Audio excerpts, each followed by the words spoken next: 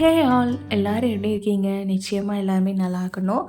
இன்றைக்கி நம்ம வீட்டில் சூப்பரான ஸ்பெஷல் சண்டே விலாக் தான் பார்க்க போகிறீங்க. இன்றைக்கி என்னென்னா ஒன்றும் இல்லைங்க, ஒன்றுக்கு ரெண்டாக இன்றைக்கி ஸ்பெஷல் இருக்குது. கண்டிப்பாக இந்த விலாக் உங்களுக்கு பிடிக்கும். மறக்காமல் சப்ஸ்கிரைப் பண்ணிக்கோங்க. இப்போ வாங்க வீடியோக்குள்ளே போகலாமா?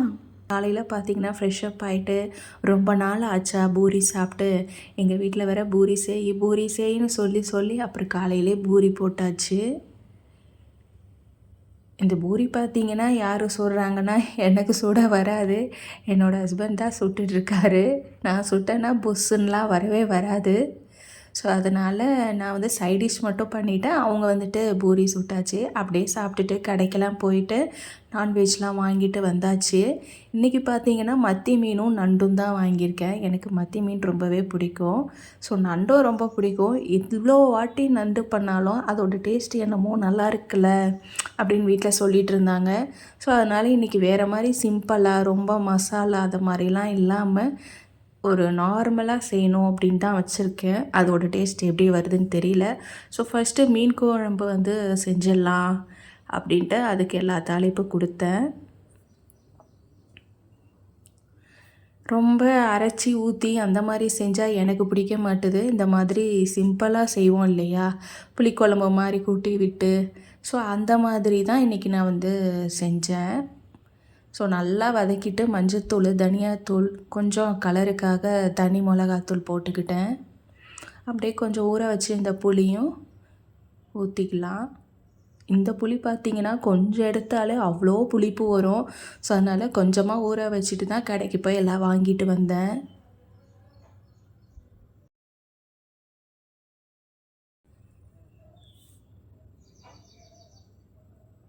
ஸோ எல்லா புளியும் கரைச்சி ஊற்றிட்டு கொஞ்சம் குழம்பு தூள் வந்துட்டு போட்டுக்கிட்டேன். இப்போ பாருங்கள் நல்லாவே திக்காக நல்லா வந்துருச்சு. இப்போது நம்ம தேவையான அளவு தண்ணி ஊற்றிக்கலாம். அவ்வளோதான், ஃபுல்லாக எவ்வளோ தேவையான தண்ணியோ அதெல்லாம் ஊற்றி அப்படியே மூடி வச்சுட்டேன். நம்ம கிச்சன்லேருந்து வெளியே நம்ம விண்டோ பார்த்தாலுமே இவ்வளோ க்ரீனியாக ரொம்பவே சில்லு சில்லுன்னு காற்று தான் அடிக்கும். எனக்கு ரொம்பவே பிடிக்கும். எப்போ கிச்சனில் நின்னாலுமே வெறுக்கவே வெறுக்காது. அப்படியே சைட் பை சைடாக நண்டுவும் வந்து வதக்கிடலாம் அப்படின்ட்டு அதுக்கும் எண்ணெய், சோம்பு, வெங்காயம், கருவேப்பிலாம் போட்டு நல்லா வதக்கிட்டேன். அப்படியே ஒரு பக்கம் பார்த்திங்கன்னா குழம்பு நல்லா கொதிச்சுட்டு இருந்தது.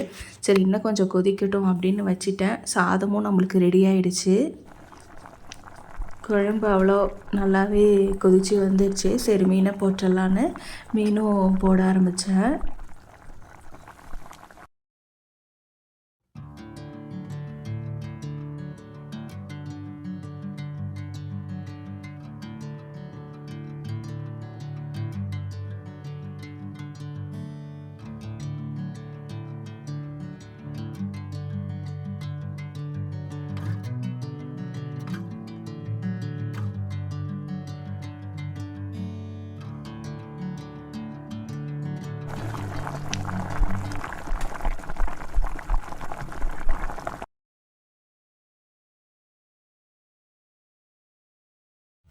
அப்படியே பார்த்தீங்கன்னா வெங்காயம் நல்லா வதங்கிடுச்சு. இஞ்சி பூண்டு பேஸ்ட்டும் போட்டு வதக்கிடலான்னு அதுவும் போட்டு வதக்க ஆரம்பிச்சிட்டேன்.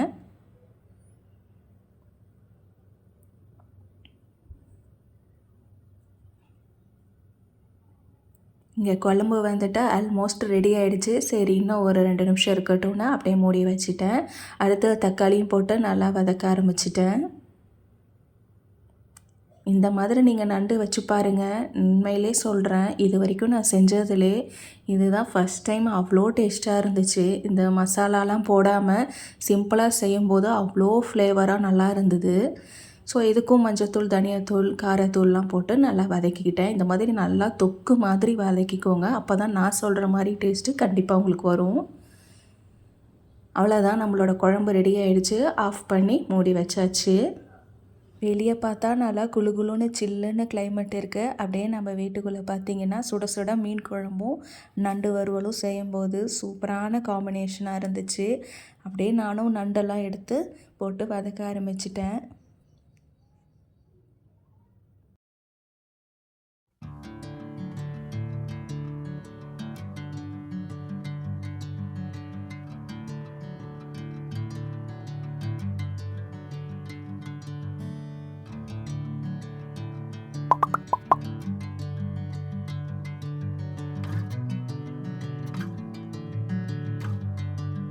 இந்த நண்டில் என்ன பிரச்சனைனா இதை கிண்டுறதுக்கே ரொம்ப கஷ்டமாக இருக்கும். எப்படியோ நானும் அப்படி இப்படின்னு போட்டு கிண்டி வச்சிட்டேன். இப்போ வந்து பார்த்திங்கன்னா இதில் மசாலான்றது பார்த்திங்கன்னா நம்ம சாப்பாட்டுக்கு குழம்புக்கு யூஸ் பண்ணுவோம் இல்லையா, அந்த குழம்பு தூள் தாங்க ஒரு 1.5 ஸ்பூன் போட்டிருப்பேன், அவ்வளோதான்.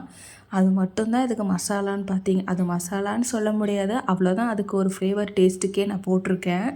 அதுக்கப்புறம் நல்லா வதக்கிட்டு கொஞ்சமாக தண்ணி தாங்க ஊற்றிக்கிட்டேன். ரொம்ப கிடையாது, சும்மா லைட்டாக ஒரு வேவற அளவுக்கு ஒரு 1/2 டம்ளர் அது மாதிரி ஊற்றிக்கோங்க. அதுலேயே நண்டு நல்லாவே வதங்கிடும். நண்டு பார்த்திங்கன்னா ஒரு 10 to 15 மினிட்ஸ் தான் வச்சுருந்தேனே, அவ்வளோ நல்லா வெந்து வந்துச்சு. பார்க்கவே அவ்வளோ கலர்ஃபுல்லாக ரொம்ப நல்லா இருந்துச்சு. எனக்கு செய்யக்குள்ளே தெரியும் இல்லையா, இது கண்டிப்பாக நல்லா தான் வரும்னு. அந்த மாதிரி எனக்கு வந்து செய்யக்குள்ளேயே தோணிடுச்சு, இந்த மாதிரி செய்கிறதே டேஸ்ட் நல்லா தான் வரும்னு. ஸோ அதனால் சாப்பிட்டக்கப்புறம் முடிவே பண்ணிவிட்டேன், இனிமேல் எப்போ நண்டு எடுத்தாலும் இதே மாதிரி ஸ்டைலில் தான் பண்ணணும்னு. ஸோ ஃபைனலி எல்லாமே நல்லா வெந்து வந்ததுக்கப்புறமா கொத்தமல்லியும் பெப்பரும் போட்டு ஒரு நிமிஷத்துக்கு நல்லா வதக்கி எடுத்துக்கிட்டேன். அவ்வளோதான், நம்ம நண்டு சூப்பராக ரெடி ஆகிடுச்சு. அப்படியே இந்த மழைக்கு சூடாக தட்டில் மீன் குழம்பும் அப்படியே அந்த நண்டு வறுவலும் வச்சு சாப்பிடும்போது ஆஹா சூப்பராக இருந்துச்சு. கண்டிப்பாக நீங்களும் ட்ரை பண்ணுங்கள். நான் கொஞ்சம் கூட எக்ஸ்பெக்ட் பண்ணவே இல்லை நண்டு மசாலா இவ்வளோ ஃப்ளேவராக டேஸ்ட்டாக வரும்னு. கண்டிப்பாக ட்ரை பண்ணுங்கள். இந்த வீடியோ உங்களுக்கு பிடிச்சிருக்குன்னு நம்புகிறேன். மறக்காமல் சப்ஸ்கிரைப் பண்ணிக்கோங்க.